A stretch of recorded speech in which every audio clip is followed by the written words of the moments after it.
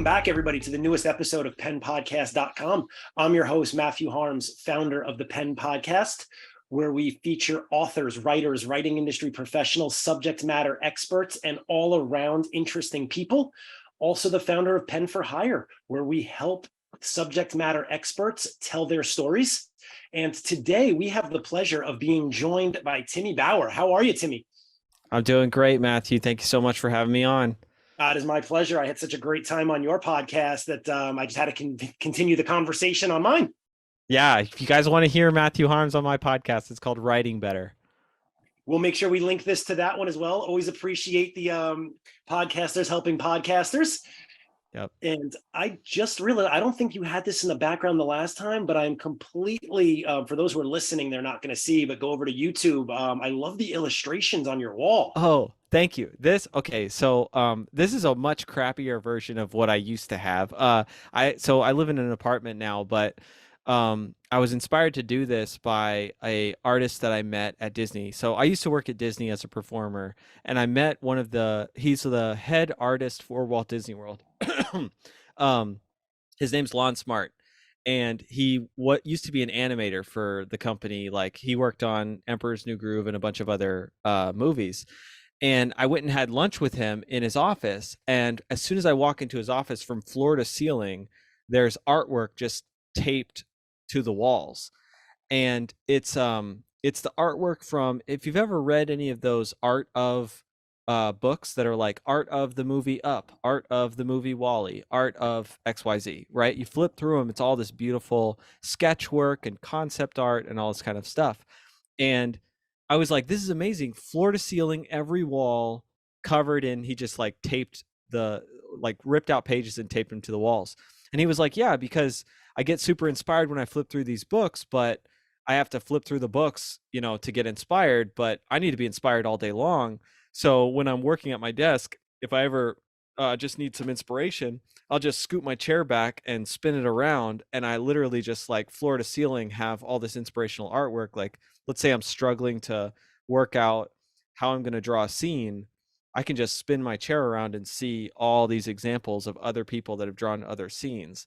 And I was like, that's genius. If I ever have an office, I am going to do the exact same thing to my office. Well, this is my closet office. And so I ripped out a bunch of pages from a bunch of art of books and taped them to the wall. That's incredible. It's kind of like the, what's the word now? It's going to escape me because it was right on the tip of my tongue.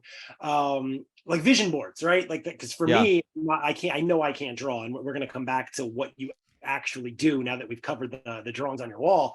But I totally get that inspiration of, like, especially when you're having a terrible day, a hard day, and you turn around and you see that vacation you want to go on, you see that new car, that boat, and it really just gets your head back in the right mind space to keep doing what you need to do. Yeah. Well, I've always struggled with drawing landscape. So I'm a kids book author. When I did my first book, Billy the Dragon, um, I've always been stronger with character expressions than like landscape drawing. So I really struggled with the backgrounds. So I took a lot of inspiration from tear outs of art of stuff, specifically Winnie the Pooh. Like Winnie the Pooh, the movies, they have beautiful background art. And so I literally, as I was painting all the scenes for Billy the Dragon, I had Winnie the Pooh's background stills in front of my face just as inspiration.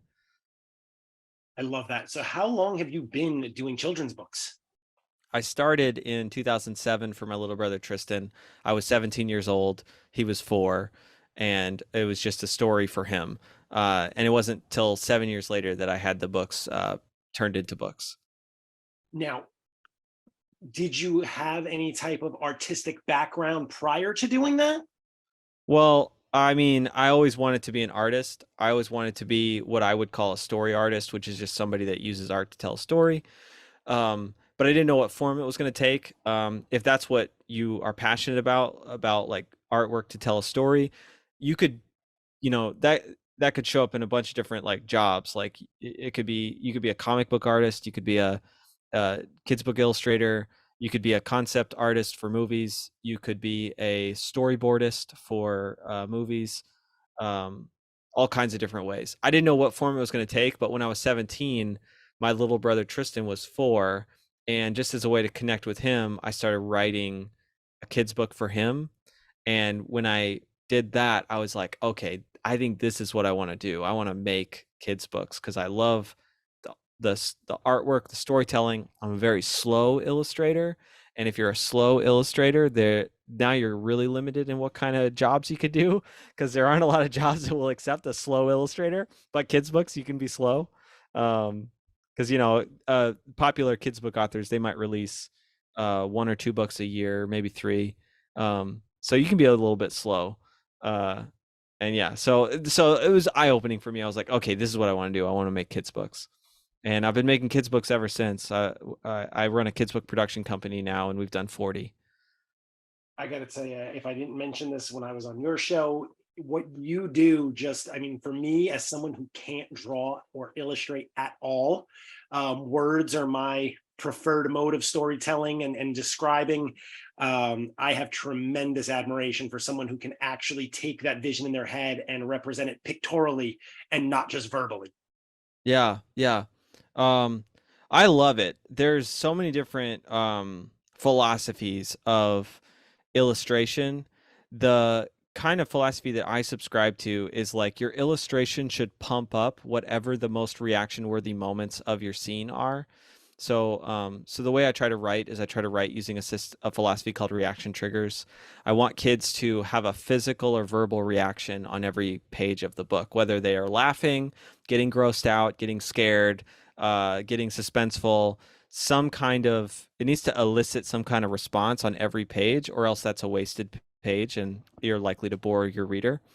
Well, my illustration philosophy follows that same philosophy. It's like, okay, well, whatever the reaction triggers are on the page, the illustrations need to serve that. And it almost matters, in my opinion, less how good of an illustrator you are, like classically good, and just more how good you are at pumping up the thing that kids are supposed to be reacting to. That is such a great point, and it's completely counterintuitive to writing for adults, right? Okay. If you're giving something away on every page, and I'm sure some people would disagree with me, but whether it be fiction, nonfiction, um, there's a little bit more of a suspense and a buildup, right? When you're writing for an adult, where you don't want them to feel like they've read 2 pages, they got it, there's no need to continue. Kids are probably your harshest critic because if you bore them after a page, they're not going to finish the book.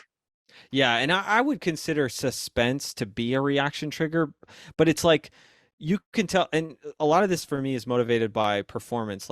So I tour, and I'm constantly in front of kids, and I'm constantly performing my books in front of kids, and so I can literally see how they're reacting to the pages, and so if I can see on their face, like kids will visually like physically react to suspense. They'll like kind of hunker down and their eyes will get wide.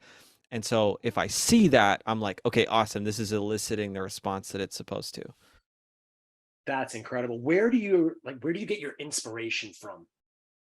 Like, how do you decide what your next children's book is going to be about? That's a good question. um for a while it was just whatever, like, okay, initially it was my little brother Tristan. I was writing an adventure story and I just wanted to make him laugh, scare him, gross him out, just make him laugh, like make him enjoy the story.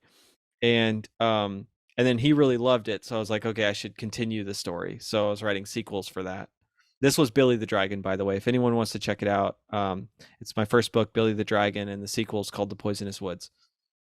And then um as I got a little bit older, I realized, okay, there's a lot of fun to be had in getting kids to love a story, but there's also a lot of power in a kid's book. Like a kid's book is a way that an adult can connect with a child, and you can pull that child. You can kind of like exchange worlds with a kid through a kid's book. Yeah, at least it has the potential to do that. So like if I want a kid thinking about something that I think is good for them to think about, a kid's book is a medium for doing that. And so part of what makes a good kid's book that I've realized now is how good of a job are you doing at entering the mind of a kid and entering the world view of a kid being like, okay, when I was 7, when I was 8, what did I love? What did I hate? What was my worst day ever? What was my best day ever? What was the most exciting thing to me? What did I think was hilarious? Um, and trying to enter the mindset of a kid to tell a story that is going to appeal to their where they're at. But then as far as themes go, how can you pull them into your world? And so I developed this idea of like anybody that is anybody that has anything to say and they want to influence the next generation, a kid's book is a medium for doing that. So like if I want kids thinking about entrepreneurship, I should make a kid's book that's about a character who's an entrepreneur. But I don't want to do the thing that every adult thinks of when they think of that. Every adult goes, "Oh yeah, I'm going to make, little Johnny's lemonade stand." It's like, well, okay, sure, that might be like a helpful analogy for entrepreneurship, but are you really putting yourself in the mind of a kid? Because you're asking them to learn something about entrepreneurship. Are you going, I'm going to make this something that is appealing to them? So I was like, I don't want to do little Johnny's lemonade stand. No knock on anybody that's made a story about a lemonade stand. I mean, Ryan Trahan did like amazing entrepreneurship content, like without that being his focus with like his like penny series. But um what but what I did was I was like, okay, like what is a kid like? Kids like dragons, they like fairies, they like rockets, they like dinosaurs, they like, so I was like, okay, well, so my main character is going to be a dinosaur because kids love dinosaurs. So this is Lucas the dinosaur entrepreneur, and it's a story about a dinosaur who wants to be his own boss and make money, but he doesn't want to like go get a traditional job. So he makes two lists. One list is everything that he loves to do every day, and one list is everything that he already has to do every day. And then he asks the question, what could I monetize from these lists? And one of the things that he wrote down was playing outside. So he's like, okay, how could I monetize playing outside? And he has the idea to go to his neighbor's house who has a out of shape pet and is like, look, I play outside every day. I could take your pet and give them plenty of exercise for say $10 a week. And the neighbor's like, awesome. And then that's the start of his business. I love that. Because you definitely, I mean, you took a different spin on it, but there's such an adult concept in there. As you were saying, the things I like doing, the things I already have to do. It made me think of something I've done with slightly older kids, like high school kids, called a strong interest analysis of what do you like doing? What are you good at doing? Do that Venn diagram, right? Where the two meet is maybe what you should focus on in life because you're good at it and you like it, rather Yep. than listening to what other people are telling you to do. Yeah, exactly. And I think that Venn diagram probably is like 4 circles. It's like, what do you love doing? What are you good at doing? What do people like watching you do? And what do and what fills you with a sense of purpose. And so like if you can find something that's in the center of all of those circles, that's like and maybe I'm stealing that from Ikigai. I don't remember how Ikigai works, but that's how I've explained it to kids like when I've done presentations is like if you can find something that's in the center of all of those circles, now you found something that you can grow an audience while doing. People are going to want to pay you to do it. You're going to enjoy doing it, and it's going to fill you with a sense of purpose. You know what? It just dawned on me, but it's so simple, it's scary. Adults can take lessons away from your books as well, because I guarantee you there's a ton of adults. I meet them in my travels every day who are still trying to figure their life out. And a concept like this is just, why not think about it in that light? 100%. So, like my company, Dinosaur House, the focus is not like a lot of people think like, oh, okay, so you make kids books, you turn industry leaders into kids book authors. So like I guess I have to come up with a message for kids. Is like, no, no, no. You're coming up with something that the parents who do what you do are going to use to connect with their kids over what mom and dad do for a living. That's very, very powerful. That's powerful for them. Like, so I mean, you're in the ghostwriting space. I'm in the ghostwriting space. In ghostwriting, you pour all this time, effort, money, expense, energy into writing a book, uh, and you know it's to solve a couple of problems. Like anybody that's trying to build thought leadership in a category, it's like they have to write a book. But as soon as they write a book, now they're in a category of like everyone has written a book. So how do you stand out? And then one of the other problems is you're lucky if you can get enough people to read the first 3 chapters of your book. Like you're lucky if you can get people that far. Most people have a bunch of books that they have bought that they have not even opened or maybe gotten 3 chapters in. Like the majority of books don't get read that much. And then you're really lucky if people read it all the way through. A kid's book, on the other hand, like the shelf life of a kid's book that is genuinely addicting to a kid is like it will be read 100 times by each person who buys it. So that like that's just going off of like if it's genuinely addicting to a kid, they're going to ask for it at least once a week. It'll be at least 2 years of them enjoying that book, of them being in the age bracket to enjoy that book. So that's that book being read 100 times. So you could have the exact same message, like your business book and your kid's book could have the exact same message. Your kid's book is going to get read a ton more than your business book will. I love that. And it's actually true. I'm thinking in my own head, I've got a 9-year-old and a 6-year-old, and the books they love are like they're falling apart at the seams. The pages are just, they've seen better days. And then I look at my bookshelf of business books and books I've bought, and if I've read them once, that's a lot. Yeah, and how often do you get to talk to your kids about what you do for a living in a way that like captivates their interest? And maybe for you it's a lot, but for the average person it's not. What is that for you? Like how often do you find that you're talking to your kids about what you do for a living and they're like captivated? I mean, honestly, Timmy, probably not nearly as much as I should, if at all, because like most business owners, most adults, I spend most of my day talking to other business owners and adults, trying to provide for them instead of actually taking that time to explain what it is that I'm doing. Yeah, so there's this whole category of your life that your kids are like insulated from by a mixture of maybe you've got better things to talk to them about, but also their own interest is not taking them there. But if you had a kid's book that was genuinely addictingly fun to read for your kids, but it was about what you do for a living, now you have this like connection point between you and your kids. And if they're asking to be read that book on a regular basis, you're literally having conversations with them on a regular basis about what you do for a living that is prompted by them because of this book that they like. So that's kind of the dream of Dinosaur House, is that we would make a bunch of books that can be used that way.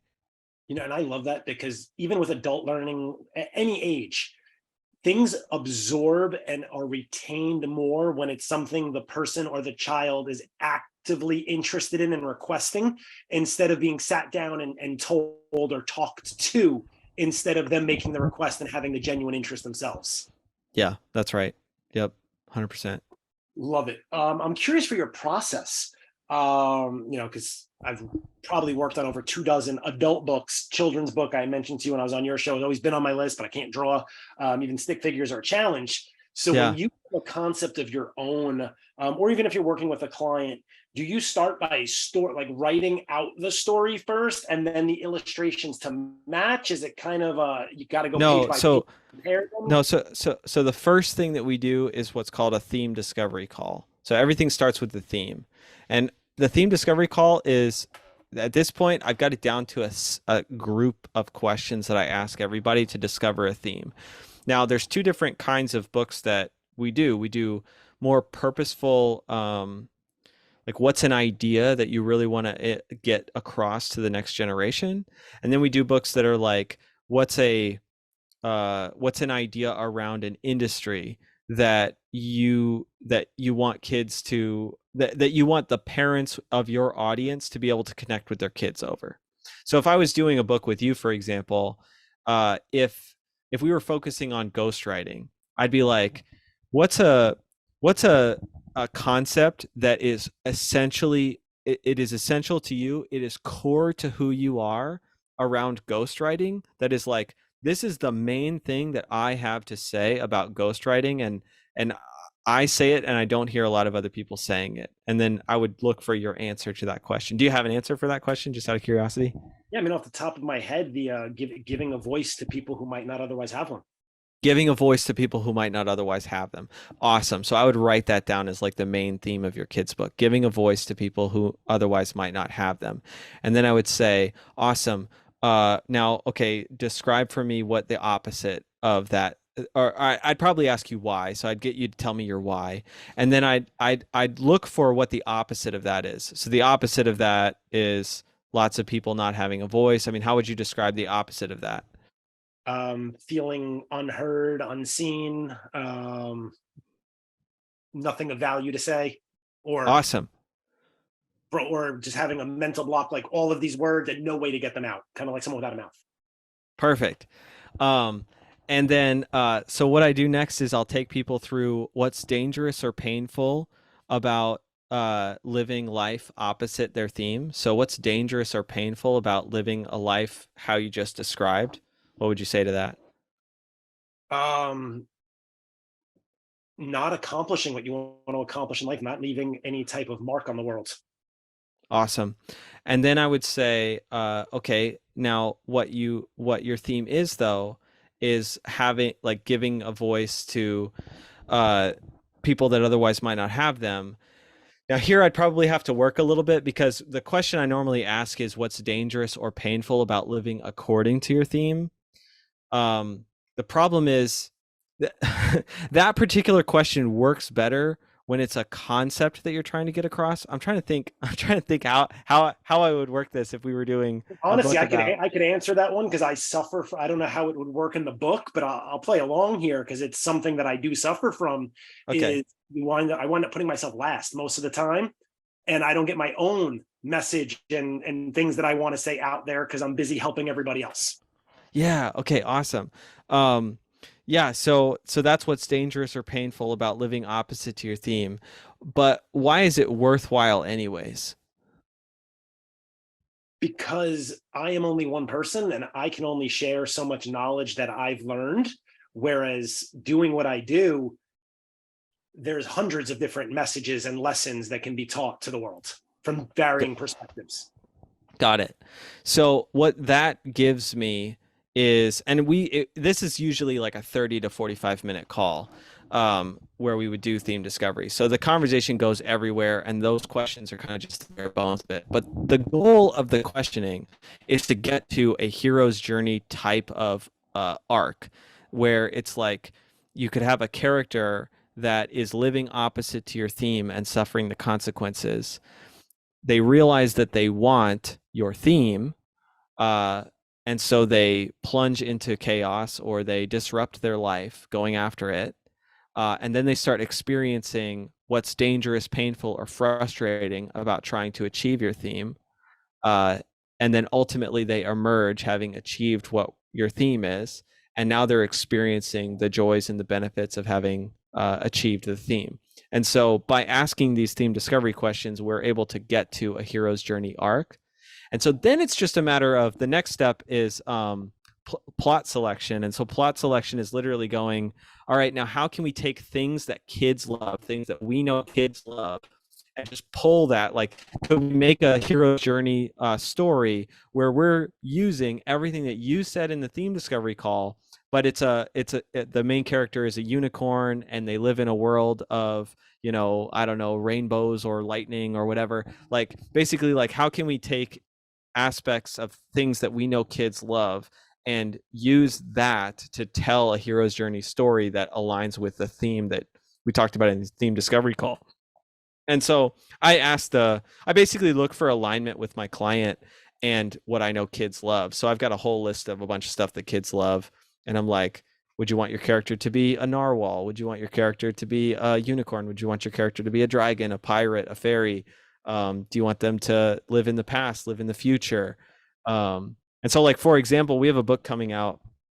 I have a couple books I could talk about, but like one, for example, is it's about being a compliance officer. So this is what I'm talking about. I love this challenge of going like, how can I make being a compliance officer exciting to a kid? Okay, this book is his name is Tom Fox. He's the client.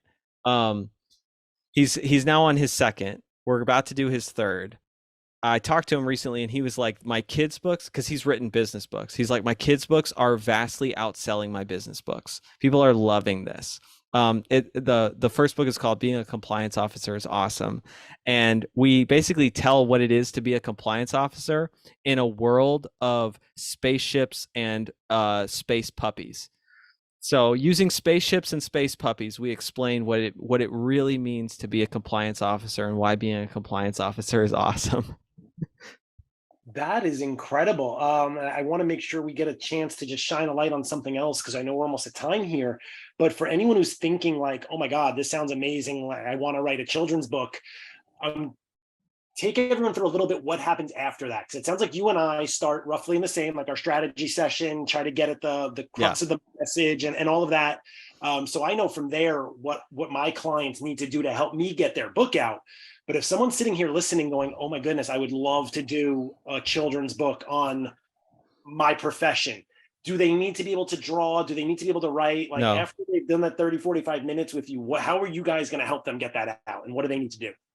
Yeah, I mean, so if anybody's interested, if you go to dinosaurhouse.com, there's like a questionnaire that you can fill out. And that's just gives us some information about you so that we can reach out and see like, are you trying to do this for audience growth? Are you trying to do this? What are your different reasons for wanting to do it? But yeah, we do everything. We're a full service team of 7 people with 3 illustrators on our team. After story design and plot selection, one of our ghostwriters, it's either me or there's another ghostwriter on our team, writes the manuscript. And we go through a month of refining the manuscript until the client loves it. So we're not going to put out anything that we know kids aren't going to love. So we'll just go back and forth on that manuscript until it's something that both the client loves and kids love. And then we sketch a storyboard of the whole story so they can visually see it in pencil. And then once that's approved, we go on to fully illustrate it. And once that's done, we publish it for them, and then they own it. They promote it. It's the asset for their personal brand or for their company. I love it. I until we had our interview, I never even thought, like, again, always wanted to write a children's book, but never even connected the real world business application of just approaching getting that out there in a different format. So I truly love what you do, Timmy. Outside of dinosaurhouse.com, where can people go to find out more about what you're up to, your social media, anything at all, so they can get a little more insight into how you do what you do? Yeah. The biggest thing I want people to check out, I wish I would have talked about it more in the episode. I'm coming out with a book that I'm so excited about. It's called the Gumption, the long lost superpower. It's literally about how lost to time back in the 1800s there was this superpower called gumption, and it's how people were able to get stuff done and accomplish their dreams, but we haven't seen it in this generation. And our main character, like, he's trying to accomplish something, so he's looking for a superpower and he finds it in a book, and he has to go on this like Indiana Jones style adventure to do these different challenges that give him this superpower, gumption, which is essentially like hard work, like think like classic character building. So gumption is made up of integrity and trustworthiness and perseverance and nobleness and different things. So he achieves the superpower of gumption by the end of the book. It's coming out this month. If you go to gumptionkidsbook.com, you can go to the launch party. You can sign up to get the book. Gumptionkidsbook.com. I'd love for people to check that out. I'm going to make sure we get that linked in the show notes. I'm going to head over there myself because I truly love what you do. Again, just as someone who does not excel at your specialty of storytelling and imagery, I love it. So keep doing what you're doing. Everyone who's listening, please head over to dinosaurhouse.com, head over to gumptionkidsbook.com, support Timmy. If you've ever thought of doing a book and you just don't want to do what everyone's done, you don't want to do the long form business book that we do here at Pen for Hire, fill out the questionnaire on Timmy's website. Definitely see if there's another way to approach this that might fit your personality better than that full-length nonfiction business book. We always appreciate you supporting the show, supporting our guests. And Timmy, it's been an absolute pleasure. I can't thank you enough for being here on the Pen Podcast. Yeah, thank you so much for having me. This has been awesome. It is my pleasure.